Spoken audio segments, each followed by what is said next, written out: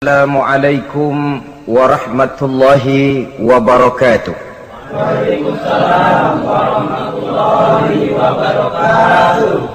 Bismillahi walhamdulillah, wassalatu wassalamu ala sayyidina rasulillah, sayyidina wa maulana Muhammad ibn Abdullah wa ala alihi wa sahbihi wa mawalah.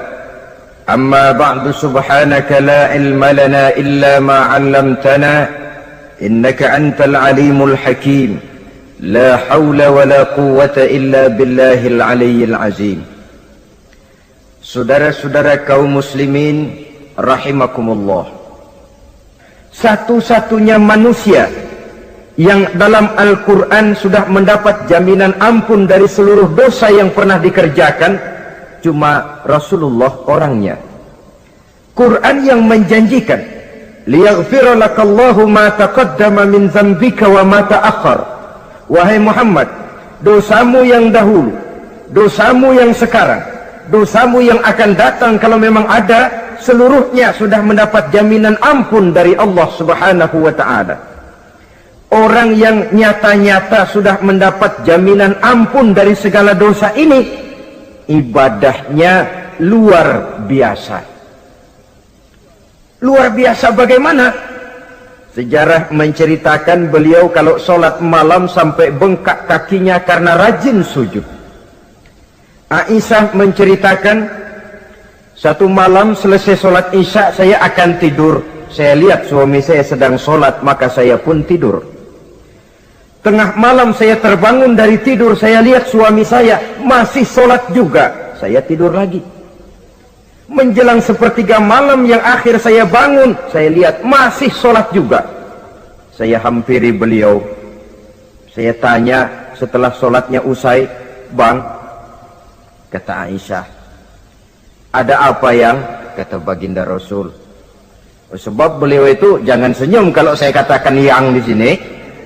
Sebab beliau itu pandai sekali menyenangi hati istrinya. Panggilan kelihatannya sepele, tapi bisa menghidupkan keharmonisan dalam rumah tangga. Beliau apabila memanggil Siti Aisyah dengan kalimat Humaira, "Ya Humaira," wahai yang pipinya kemerah-merahan. Cantik sekali panggilannya untuk istrinya. Kita kadang-kadang terlalu jujur tapi nyakitin. Mentang-mentang bini hitam, kalau manggil bini hitam, sini lo. Jujur tapi nyakiti itu. Hadirin yang saya muliakan, baginda menjawab, "Ada apa ya? Abang ini kan dosanya sudah mendapat jaminan ampun dari Allah." "Iya, lalu gimana?" "Ya kalau ibadah jangan terlalu gitu-gitu bener, kenapa sih? Orang sudah dapat jaminan ampun itu kan mestinya tenang, aman. Ini malah seolah-olah beliau orang yang paling banyak mempunyai dosa. Tidak puas melaksanakan hanya sholat yang wajib ditambah dengan yang sunnah-sunnah. Tidak usah gitu-gitu bener lah bang, sudah dapat jaminan ampun ini." Terhadap usul istrinya ini, apa jawab beliau? Sederhana, tapi melambangkan sikap jiwa yang luhur. Beliau menjawab, "Aisyah, afala uhibbu an akuna abdan syakura." Yang apa saya tidak senang kalau saya ini oleh Allah mendapat gelar abdan syakura, hamba yang pandai bersyukur, hamba yang tahu berterima kasih. Makin diampuni, makin banyak sujud saya, makin diampuni, makin banyak ibadah saya kepada Allah. Inilah prinsipnya. Saudara-saudara, oleh karena ibadahnya demikian rupa, Allah lalu dekat. Oleh karena Allah dekat, perjuangan beliau itu, walaupun Quraisy melakukan segala macam cara dan usaha, mengeluarkan segala daya dan dana, kemampuan dan kekuasaan, tidak pernah berhasil mematahkan, walaupun berhasil menekan perjuangan baginda Rasulullah sallallahu alaihi wasallam. Coba kalau kita buka sejarah, beliau itu kan mulai berjuang sendiri, yang dihadapi masyarakat yang keras, kasar, brutal. 14 abad yang lalu, semenanjung Arabia terkenal sebagai masyarakat yang jahiliyah, di mana maksiat dan munkarat merajalela. Sembahan adalah berhala. Anak perempuan lahir dibunuh hidup-hidup. Itu zaman dulu, zaman sekarang pun tidak jauh bedanya. Malah kalau zaman dulu dikubur hidup-hidup, sekarang sebelum lahir sudah dibunuh. Yang namanya abortus itu. Kadang-kadang aneh, kita mengadakan operasi bersih, dilarang buang sampah sembarangan. Kalau sudah buang sampah saja tidak boleh sembarangan, tahu-tahu zaman sekarang ini bayi dibuang di tempat sampah. Bukan lagi kertas, bukan lagi kardus, bayi dibuang di comberan. Kan lebih sadis sebenarnya dari jahiliyah 14 abad yang lalu. Judi di zaman dulu 14 abad yang lalu merajalela, menyentuh segala lapisan masyarakat. Di zaman sekarang pun judi tidak kurang hebatnya, cuma tentu dengan bahasa yang lain. Apalagi di zaman sekarang orang pandai menghaluskan bahasa, mensamarkan istilah. Judi disebut sumbangan umpamanya, sehingga orang lalu tidak terasa bermain judi, terasanya ikut nyumbang. Itu sekedar istilah yang merangsang orang sebenarnya. Masyarakat yang semacam ini yang dihadapi oleh baginda Rasul. Diangkat jadi Rasul umur 40 tahun lalu mulai berjuang. Mula-mula secara sembunyi dakwahnya itu. Dari pintu ke pintu, dari rumah ke rumah, dari orang ke orang. Hasilnya 3 tahun gerilya berdakwah, dapat pengikut tidak lebih 11 orang. Sudah tidak digaji, tidak dapat beras, hidup pun miskin. 3 tahun dakwah, dapat pengikut 11 orang. Ustadz mana zaman sekarang yang masih mau ngajar? Kalau 3 tahun buka pengajian, yang ngaji cuma 11, bubar. Kiai mana yang masih mau buka pondok? Kalau 3 tahun buka pesantren, santrinya cuma 11. Pemimpin mana yang masih mau kampanye? Kalau 3 tahun kampanye dapat pemilih cuma 11, bangkrut. Tapi tidak dengan Rasul. 3 tahun berlalu, turun perintah fasda bima tu'mar. Tidak usah berdakwah secara sembunyi, Muhammad sampaikan saja Islam secara terbuka. Mulailah beliau berdakwah secara terbuka, terang-terangan. Mula-mula Quraisy dikumpulkan dekat Ka'bah. Kumpulah Abu Jahal, Abu Lahab, Abu Sufyan dan gembong-gembong Quraisy. Di sana buat pertama kali secara terbuka baginda Rasul pidato. Tuan-tuan Quraisy, apakah tuan-tuan percaya kepada saya? Percaya. Kenapa? Karena Anda Muhammad sejak kecil belum pernah bohong. Baik. Jikalau memang tuan-tuan percaya kepada saya, maka mulai hari ini saya serukan kepada tuan-tuan, ankizu anfusakum minan nar. Jaga, pelihara, lindungi dan selamatkan diri tuan dari neraka. Tinggalkan segala macam berhala, jauhi Latta, Uzza, Manat dan Hubal. Sembah Allah Tuhan yang Esa, yang lam yalid walam yulad, yang tidak beranak dan tidak diperanakan. Ini dakwah pertama yang beliau sampaikan. Selesai beliau pidato, Abu Lahab interupsi, angkat tangan. Muhammad, ada apa paman? Alihaza jama'tana, cuma untuk dengar ocehan kayak begini kami dikumpulkan di sini. Tabban laka ya Muhammad. Kalau bahasa kasarnya, mau mampus kamu Muhammad. Nabi tidak jawab, Allah yang jawab. Tabbat yada abi lahabi wa tab, ma aghna anhu maluhu wa ma kasab. Bukan Muhammad yang celaka, Abu Lahab lah yang kelak akan menemui kecelakaan.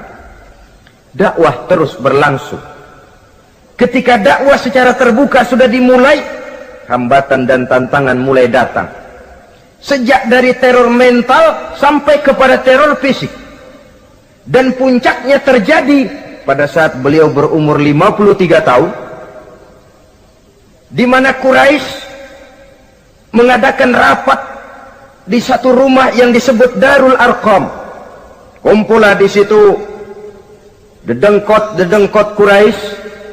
Siapa lagi kalau bukan Abu Jahal, Abu Lahab? Mereka rapat. rapat pleno lengkap. Setelah rapat dibuka, kata Abu Lahab kepada Abu Jahal, "Jahal, bagaimana ini Muhammad?" "Iya, bagaimana? Apalagi yang belum kita lakukan," kata Abu Jahal. "Kita fitnah sudah, kita caci maki tiap hari, kita lontari kotoran onta, sahabat-sahabatnya kita bantai, tapi mereka tetap tegar." "Iya," kata Abu Jahal, "dan sekarang ini sahabatnya sebagian berangsur-angsur sudah hijrah ke Madinah. Ini pertanda Islam akan berkembang di kota Madinah. Kalau nanti dia berhasil di Madinah lalu menyerbu ke Mekah, alamat habis kita gulung tikar." "Makanya," kata Abu Jahal. "Makanya apa?" "Makanya dari dulu juga saya bilang, kempesin aja itu." Jadi kalau bahasa okemnya kan begitu toh. "Bunuh saja Muhammad, bunuh." "Iya, soal bunuh sih gampang," kata Abu Lahab. "Tapi Muhammad kan tidak keluar dari batu. Dia punya keluarga, sanak famili dan handai tolan. Kalau keluarganya menuntut balas, bagaimana ini?" "Gampang. Kita kan banyak punya suku. Tiap-tiap suku kan punya juara, tukang-tukang pukul. Sewa saja, tiap suku ambil tukang pukulnya, kita kepung rumah Muhammad, bunuh sama-sama. Kalau keluarganya akan menuntut balas, dia akan berhadapan dengan seluruh suku yang ada di semenanjung Arabia ini. Bagaimana, setuju?" "Setuju." "Nah, sudah. Kapan kita bunuh Muhammad?" "Kapan lagi, tidak usah buang waktu. Besok malam." "Ya, besok malam kita bunuh Muhammad. Tapi awas, semua yang ikut rapat di sini, ingat baik-baik, ini rahasia negara. Besok malam kita akan membunuh Muhammad. Siapa yang berani membocorkan rahasia negara ini, supersip, dianggap menghambat program Quraisy. Itu nanti dijatuhi hukuman berat ya. Jaga rahasia baik-baik bahwa besok malam kita akan membunuh Muhammad. Sanggup?" "Sanggup." Rapat selesai. Hadirin boleh bubar ke rumah masing-masing. Pulang. Namanya manusia, bocor juga rahasia ini. Begitu pulang, cerita sama istrinya, "Bu, anu loh Bu." "Apa Pak?" "Saya tadi ikut rapat." "Rapat apa tuh Pak?" "Besok malam akan ada pembunuhan." Pembunuhan. "Siapa tuh yang mau dibunuh?" "Muhammad." "Tapi jangan bilang-bilang ya, ini rahasia negara." "Ini rahasia negara Bu, jangan bilang-bilang." "Iya Pak, iya." Nah, besok pagi istrinya ngobrol sama tetangganya, "Mbak Ayu, tahu nggak?" "Apa tuh?" "Nanti malam akan ada pembunuhan." "Siapa yang mau dibunuh?" "Muhammad." "Loh, sampean tahunya dari mana?" "Suami saya ikut rapat." "Tapi jangan bilang-bilang ya Bu ya. Ini rahasia negara. Jangan bilang-bilang. Nanti yang satu sampaikan lagi, jangan bilang-bilang. Terus jangan bilang-bilang. Akhirnya berita tersebar. Sehingga pagi hari itu sebagian besar penduduk Mekah sudah tahu kalau nanti malam akan ada pembunuhan. Maka lepas zuhur, Mekah itu mulai tegang. Yang simpati, "Aduh, kasihan Muhammad, nanti malam akan dibunuh." Yang tidak senang, "Mampus, biar dia rasain, ntar malam." Saudara-saudara, begitu maghrib berbunyi sudah, udara mulai gelap, penduduk Mekah sudah kunci pintu seperti ada jam malam. Sepi, sesepi-sepinya. Tutup pintu, kunci, bukan tidur, ngintip dari dalam. Lepas jam 8 malam, makin tegang. Masing-masing penduduk ngintip dari pintunya. Sudah berangkat belum orang yang mau bunuh Muhammad? Sudah berangkat belum?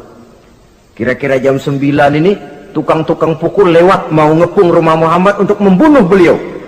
Begitu masuk Mekah, penduduk sudah kunci pintu, tapi mereka tahu kalau semua ngintip. Wah, makin hebat ini yang pemuka Quraisy ini, tukang-tukang pukul ini.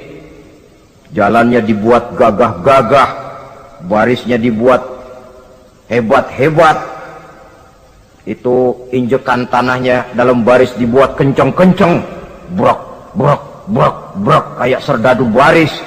Lewat dekat rumah penduduk pakai batuk lagi. yang dari dalam ngintip makin ciut. Wah, ini dia yang mau bunuh Muhammad ini. Sampai di rumah Nabi, dikepung rumah Nabi, di pagar betis. Malam itu di dalam rumah cuma Nabi, Abu Bakar dan Ali bin Abi Thalib. Nabi tahu rumahnya dikepung.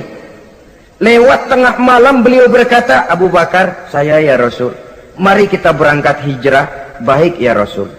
Ali, saya ya Rasul, kamu gantikan saya ya. Gantikan apa ya Rasul? Gantikan tidur di tempat tidur saya.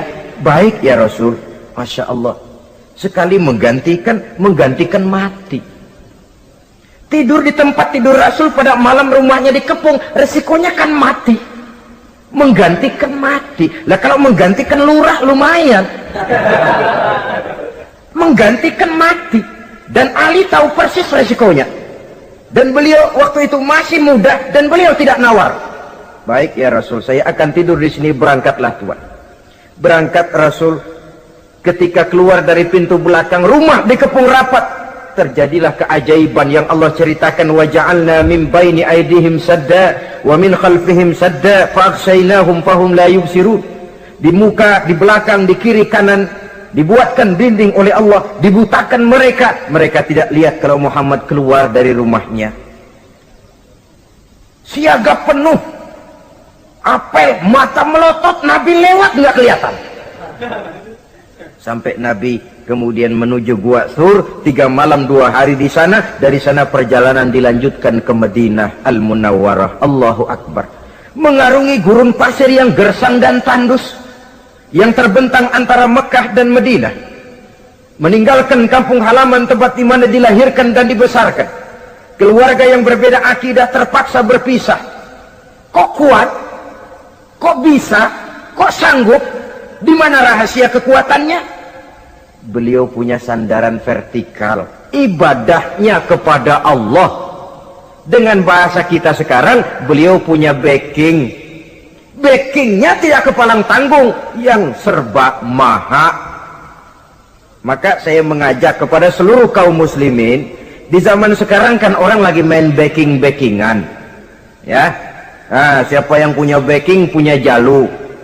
Saya cuma mengajak, kalau mau cari backing jangan kepalang tanggung, carilah backing yang serba maha, maha gagah, maha tahu, maha adil, maha bijaksana, maha segala-galanya. Dan dialah Allah subhanahu wa ta'ala. Saudara punya backing kolonel, tanggung. Nanti dia pensiun habis.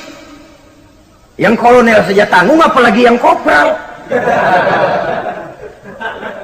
Kalau mau cari backing, carilah backing yang serba maha, Allah azza wa jalla. Caranya tentu dekat kepadanya. Untuk dekat kepadanya melalui jalur yang sudah diatur olehnya, melalui Rasulullah sallallahu alaihi wasallam, yaitu salat, ibadah. Makin tinggi nilai ibadah, makin dekat kita dengannya. Makin dekat dengannya, makin banyak fasilitas yang akan diberikan untuk kita. Saudara pegawai negeri ingin cepat naik golongan, itu caranya 2. Pertama, jam kantor disiplin. Jam 7 masuk, jam 3 pulang. Kalau belum jam pulang, jangan pulang. Yang kedua, tambahan, di luar jam kantor sering-sering datang ke rumah kepala bagian. Apa malam minggu, apa hari minggu, apa bawa jeruk, apa pisang Ambon, kan begitu toh. Ini nanti kan kepala bagian kan nilai, karyawan saya yang satu ini jam kantornya disiplin, tambahan dia sering datang hari minggu di luar jam kantor bawa jeruk lagi. Ini mestinya belum naik, lah gua naikin dulu ke atas. Naik, saudara-saudara. Yang saya maksud apa? Itu zuhur, asar, maghrib, isya, subuh, jam kerja resmi itu, jam kantor. Lah, ada kunjungan di luar jam kantor, yang namanya tahajud, yang namanya hajat, yang namanya duha. Nanti kan Allah lihat, ini hambaku yang satu ini jam kantornya betul, zuhur, asar, maghrib, isya, subuhnya tepat. Tambahan di luar jam kantor, dia sering menghadap kepadaku. Nah, hambaku ini aku angkat kau maqamam mahmuda, ke satu tempat yang terpuji. Kalau Allah yang ngangkat, satu negara orang mau rendahkan kita, kita akan tetap tinggi. Kalau Allah mau rendahkan, satu negara mau angkat kita, kalau memang dasar mesti nyungsap ke bawah. Inilah perlunya sandaran vertikal. Inilah perlunya kita mempunyai backing hanya kepada Allah. Pada waktunya orang akan sampai ke titik jenuh. Dalam kesunyian orang sering mempertanyakan eksistensi diri, mulai mempertanyakan hakikat keberadaannya, di tengah kesibukan bisnisnya, di tengah kesibukan kerja dari rapat ke rapat, dari kantor ke kantor, dari tender ke tender. Orang akan sampai kepada titik jenuh, dikala itu dia memerlukan ketenangan, dikala itu dia memerlukan kedamaian, dikala itu dia mencari eksistensi diri. Sebenarnya hidup ini mau apa sih? Cuma sekedar menjalani hal-hal yang rutin saja? Pergi pagi, pulang sore, peras keringat, banting tulang? Atau ada tujuan yang lebih luhur daripada sekedar ini? Dikala itulah dia mulai mencari jalur untuk mendekatkan diri kepada Sang Pencipta. Dan tidak bisa ingin dekat dengan Allah, saudara, pakai aturan sendiri. Ingin dekat dengan gubernur harus ikut aturan yang ditetapkan oleh protokolnya gubernur. Ingin dekat dengan presiden, ya ikut jalur yang sudah disusun oleh protokolnya presiden.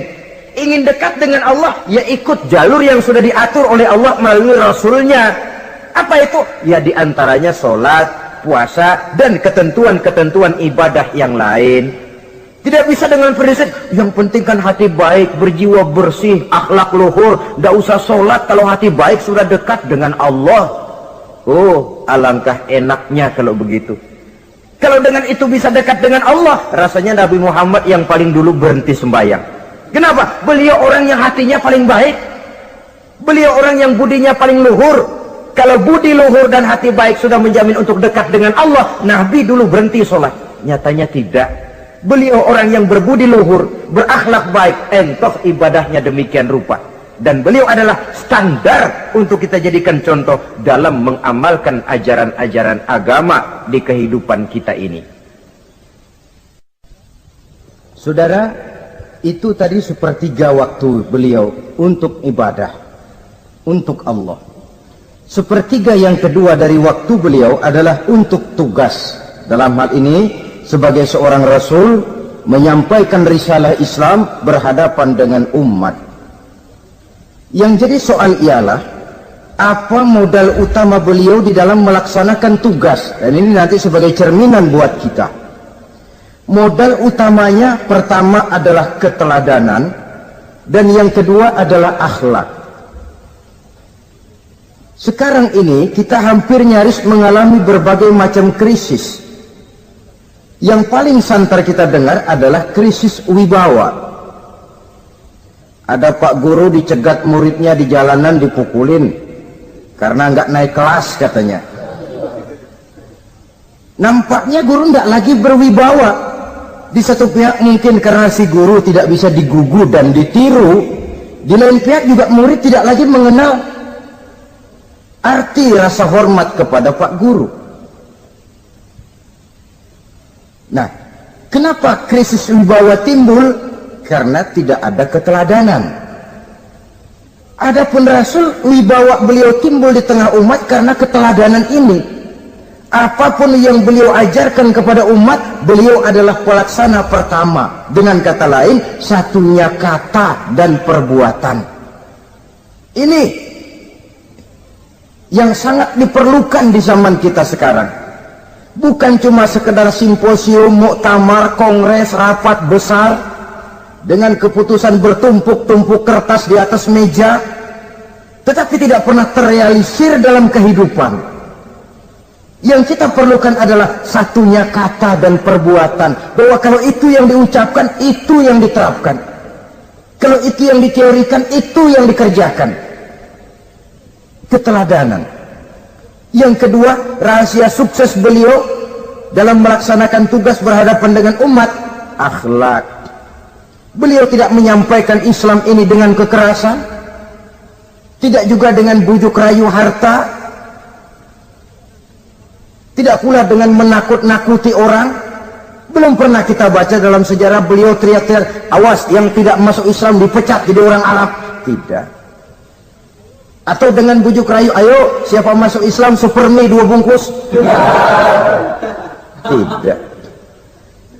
Sebab kebenaran tidak bisa dipupuk dengan materi. Kebenaran adalah soal keyakinan, dan keyakinan adalah soal batin. Orang yang beragama karena tertarik kepada super mie, orang yang beragama karena tertarik kepada pakaian, kepada obat-obatan, nilai imannya dipupuk dengan materi. Dan usaha seperti itu sama saja dengan menegakkan benang basah. Dia percaya kepada sesuatu yang dia tidak mengerti. Dia yakin kepada sesuatu yang dia tidak tahu apa bentuk yang dia yakini itu. Alangkah malang dan kasihannya orang yang beragama seperti ini. Tidak demikian dengan Rasul. Islam ini adalah satu keyakinan. Keyakinan terhadap kebenaran hanya bisa ditegakkan dalam nurani manusia yang paling mendasar. Karena itu dia tidak bisa dipaksakan. Dan itu pula sebabnya Quran punya prinsip la ikraha fid din. Tidak ada paksaan dalam beragama. Mau Islam silakan, tidak mau Islam silakan. Allah tidak memaksa. Tapi ayat ini jangan disalah pakai. Tidak pernah sholat, ditanya orang, kamu kan Islam kok enggak sholat? La ikraha fid din dong. Salah pakai. Yang tidak ada paksaan dalam beragama itu untuk orang di luar Islam. Kepada tuan-tuan di luar Islam, la ikraha fid din, tidak ada paksaan masuk Islam. Tapi kalau sudah masuk ke dalam Islam, maka berlaku peraturan Islam. Contohnya begini saja, tidak ada paksaan masuk ke rumah saya. Itu mau masuk silahkan, tidak mau masuk tidak ada urusan. Tapi sekali saudara masuk ke rumah saya, saudara harus ikut tata tertib yang ada di dalam rumah saya. Kira-kira beragama itu begitu. Tidak ada paksaan masuk Islam. Tapi sekali saudara masuk Islam, maka berlaku peraturan Islam untuk kehidupan saudara. Jadi la ikraha fid din ini buat orang di luar garis. Allah tidak maksa-maksa orang mau masuk Islam, mau tidak. Silahkan saja. Tapi ketika orang mendapat hidayah masuk ke dalam Islam, peraturan Islam berlaku dalam kehidupannya. Saudara hadirin kaum muslimin rahimakumullah. Akhlak. Mari kita lihat lebih jauh bagaimana sih akhlak beliau yang mulia itu. Allahu Akbar. Kalau orang berakhlak kepada teman itu sih biasa. Tapi berakhlak kepada musuh ini yang luar biasa. Ini yang agaknya Allah saja memuji beliau. Wa innaka la'ala khuluqin azim. Engkau Muhammad benar-benar berada di atas budi pekerti yang luhur dan terpuji. Kalau saya baik kepada orang yang memang baik kepada saya, logis toh, wajar, memang harusnya. Tapi berbuat baik kepada orang yang jahat terhadap saya, ini yang tidak setiap orang bisa. Nah, sebab itu saya tidak ingin menceritakan akhlak beliau kepada sahabat, namanya juga kepada sahabat. Saya akan kutip beberapa riwayat yang menceritakan bagaimana akhlak beliau kepada orang yang nyata-nyata memusuhinya. Berbagai riwayat menceritakan bagaimana beliau ketika di Taif dilontari orang dengan batu, yang melontari beliau malah mendapat doa, Allahumma hdi qaumi fa innahum la ya'lamun. Ya Allah, berikan hidayah, berikan petunjuk kepada yang mereka yang melontari saya dengan batu, karena mereka tidak tahu. Kalau saja mereka tahu, mereka tidak akan melontari saya dengan batu. Ya Allah, berikan hidayah kepada mereka. Padahal ketika itu malaikat Jibril menawarkan jasa. Muhammad, kalau kamu mau orang yang melontari kau dengan batu itu hancur, saat ini juga saya angkat Jabal Uhud, saya timpakan mereka biar mati semua. Mau Muhammad? Jangan Jibril, mereka tidak tahu. Kalau saja mereka tahu, mereka tidak akan melontari saya dengan batu. Lebih baik doakan mereka supaya mendapat hidayah dari Allah. Dalam kondisi kepepet, dilontari dengan batu, malaikat Jibril datang menawarkan jasa. Beliau lebih memilih mendoakan orang yang berbuat jahat itu. Ya Allah, bukan main. Umumnya kita kan kalau lagi kepepet ada yang nolongin, girang bener. Andai kata kita yang jadi nabi disambitin orang, datang malaikat Jibril nawarin, bagaimana sikat? Habisin aja dah.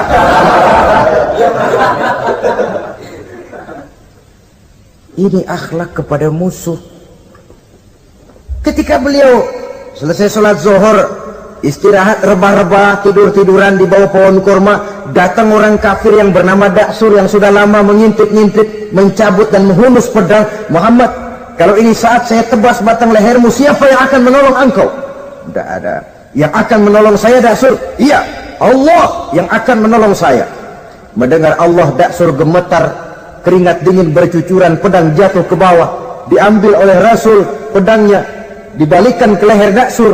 Kalau sekarang saya yang tebas batang lehermu Daksur, siapa yang akan menolong kamu? Tidak ada ya Rasul, kecuali kalau kau mau memaafkan saya. Baik, ambillah kembali pedangmu, kau saya maafkan, dan jangan ulangi lagi perbuatan semacam ini. Lain saat beliau sedang tawaf, diikuti oleh seorang Quraisy kafir. Sambil tawaf, ini kafir Quraisy sudah bawa pisau. Dia pikir, nanti di satu sudut yang agak gelap saya tikam Muhammad dari belakang, saya bunuh dia. Jadi kafir ini pura-pura ikut tawaf. Jahatnya orang kafir itu kan begitu, tawaf ya ikut pura-pura tawaf, ada kesempatan sikat dari belakang. Putaran pertama belum ada kesempatan, putaran kedua makin tegang. Pokoknya begitu tempat agak gelap, cabut pisau, hantam saja sudah Muhammad, biar mati sekali di sini. Dan Nabi tahu, oh ini asisten pribadi malaikat Jibril masih tahu tuh. Jadi malaikat Jibril memberitahu, awas Muhammad, itu di belakangmu orang cuma pura-pura tawaf, dia bawa pisau mau bunuh kamu, hati-hati Muhammad, Roger ganti gitu.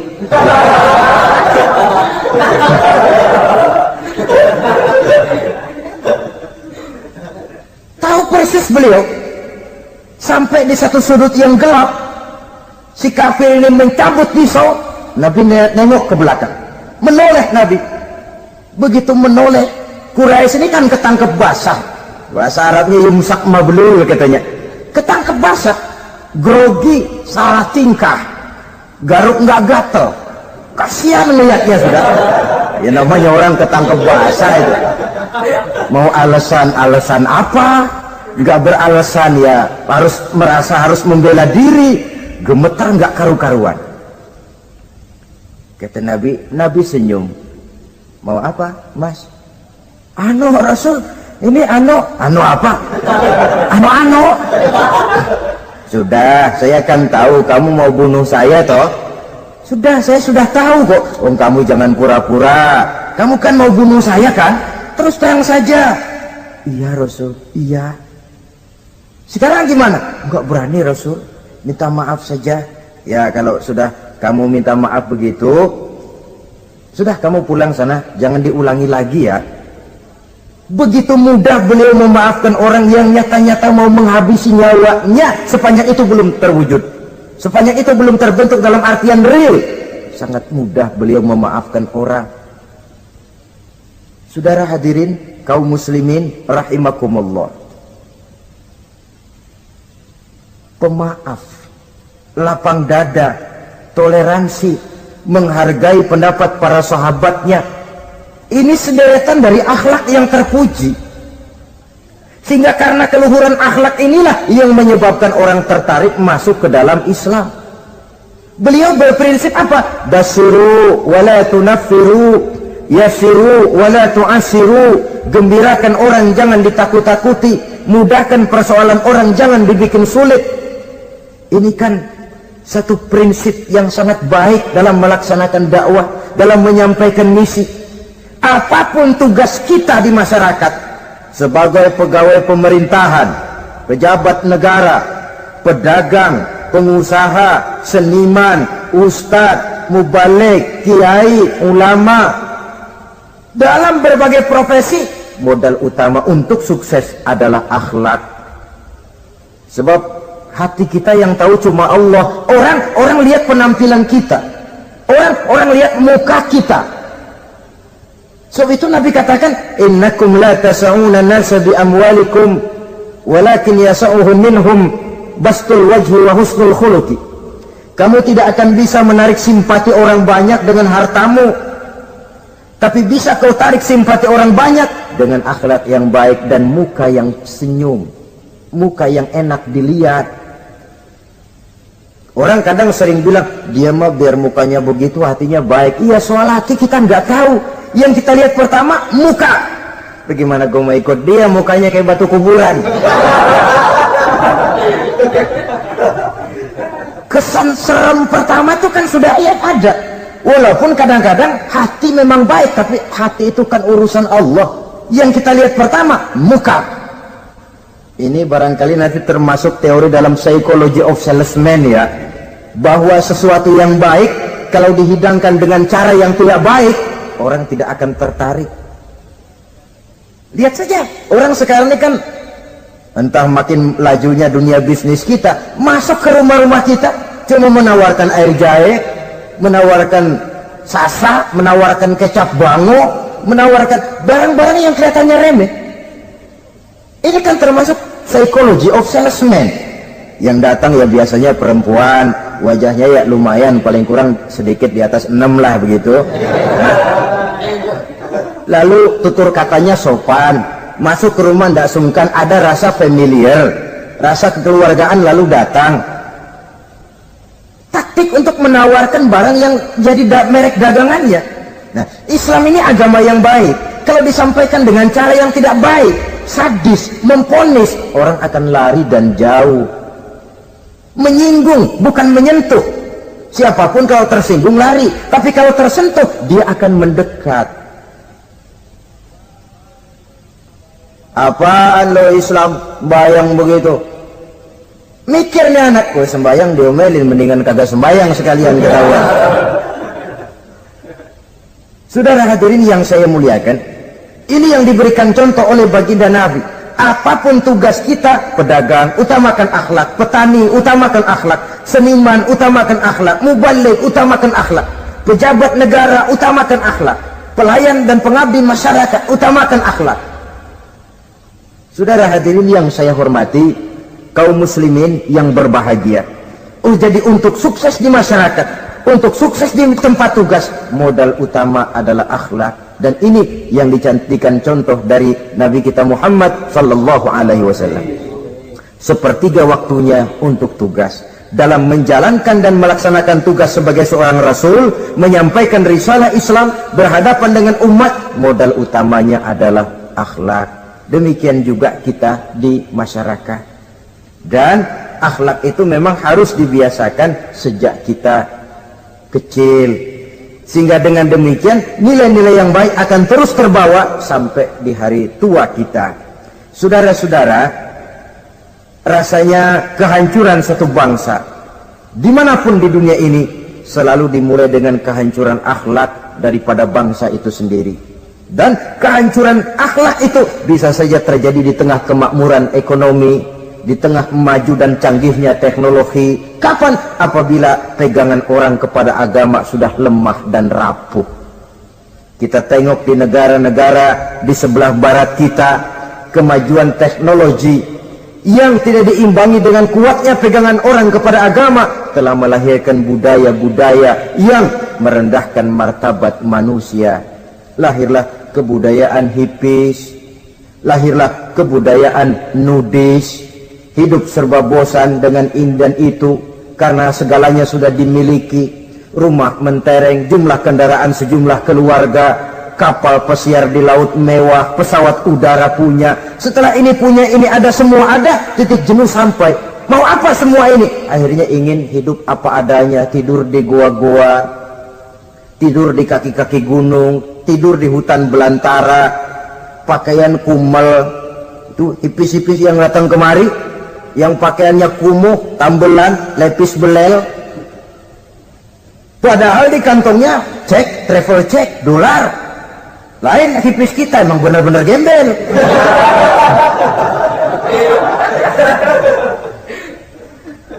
Merasa jenuh, merasa bosan. Bahkan sebuah berita dari Jerman, orang terlalu kaya, pulau dibeli. Di pulau itu dia bikin satu klub yang bernama klub nudis.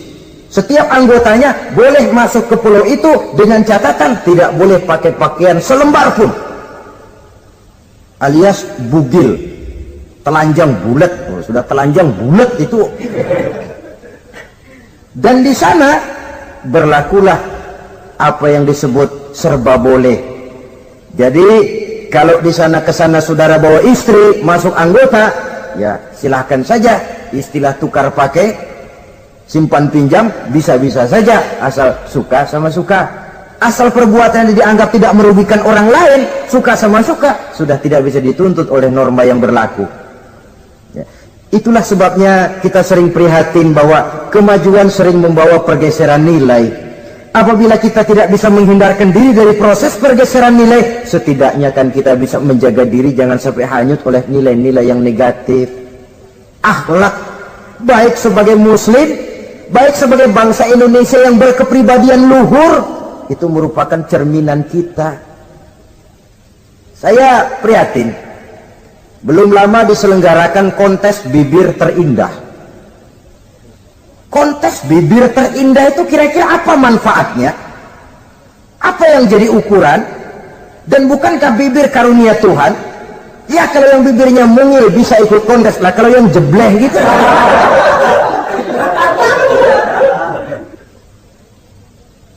Kontes bibir terindah masih hangat dibicarakan orang. Sudah muncul lagi kontes betis terindah. Nah kalau sudah bicara soal betis ini, kan yang terbayang oleh kita kira-kira ukurannya apa? Yang diukur itu apanya ya? Ya tentu betisnya itu. Nah paling celaka kalau betis-betis yang ikut itu nanti jadi milik panitia semua kan? Yang tidak usah kita mengukur dengan kacamata agama, dengan budaya kita sebagai bangsa Indonesia yang berfalsafahkan Pancasila, rasanya mendengarnya saja kok sudah tidak sah gitu loh. Tidak pas untuk ukuran kita sebagai bangsa yang berfalsafahkan Pancasila. Saudara-saudara kaum muslimin rahimakumullah, ini yang saya maksud tadi, proses pergeseran nilai. Andai kata kita tidak bisa menghindarkan diri dari hal yang semacam itu, setidaknya kita bisa menjaga diri jangan sampai hanyut ditelan proses pergeseran nilai. Dan memelihara nilai-nilai akhlak ini dari hari ke hari memang tidak semakin ringan, bahkan akan semakin berat, karena tantangan yang kita hadapi juga akan semakin berat. Inilah sepertiga yang kedua dari waktu beliau untuk melaksanakan tugas. Jadi modal utama dalam melaksanakan tugas akhlak. Di antara nilai akhlak itu prinsip Nabi tadi, gembirakan orang, jangan ditakut-takuti, mudahkan urusan orang, jangan dibikin sulit. Sehingga kalau yang memang mudah lalu dipersulit, itu sudah mencerminkan akhlak yang tidak diajarkan oleh Rasulullah Sallallahu Alaihi Wasallam. Kemudian yang terakhir, sepertiga yang ketiga dari waktu beliau adalah untuk keluarga. Jadi tadi ada waktu untuk Allah, ibadah, ada waktu untuk tugas, dan yang ketiga ada waktu untuk keluarga. Bagaimana Rasul di tengah keluarganya? Anas bin Malik bercerita, saya 11 tahun membantu di rumah tangga Rasul. 11 tahun itu kan artinya 11 kali 360 hari kali 24 jam. Bukan waktu yang sebentar itu. Selama 11 tahun saya membantu di rumah tangga Rasul, kata Anas, belum pernah saya dengar kata-kata kasar, keras, membentak.